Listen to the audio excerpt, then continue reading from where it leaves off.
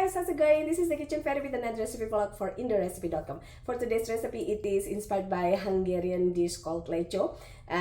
We added in ground beef into the mixture, so we call it ground beef Lecso. Check out the full video and I'll see you soon again. Bye!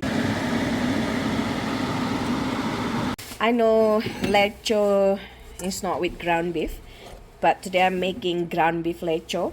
So before all the Hungarians on YouTube protesting again, this is not authentic Hungarian, but the Hungarians in this house love Lecso with anything: ground beef, sausage, egg. So today we're making ground beef Lecso. In total, this is 800 grams. And while that's browning, we're gonna slice our bell pepper.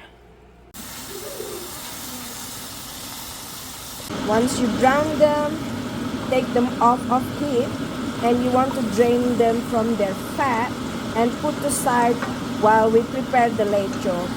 Look at the fat from the beef, a lot of them. So we're gonna drain this and wipe it clean.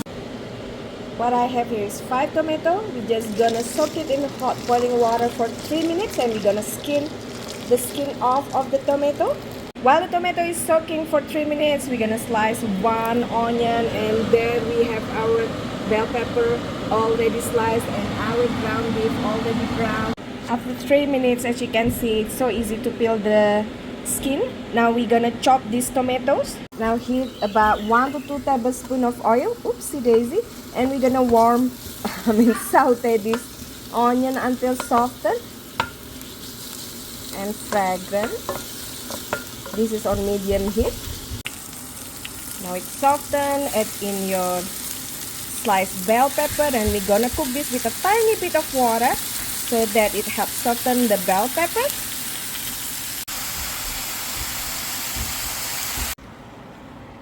Place the lid on to help process softening the bell pepper. Why you need just tiny bit of water? Because as you can see, bell pepper produce a lot of water or juice. So that tiny bit of water just to help so it doesn't burn on the bottom. And you want to cook this until totally softened before you add other things. Once softened, add in our chopped tomatoes, followed with our beef. And you want to add another little water or just enough.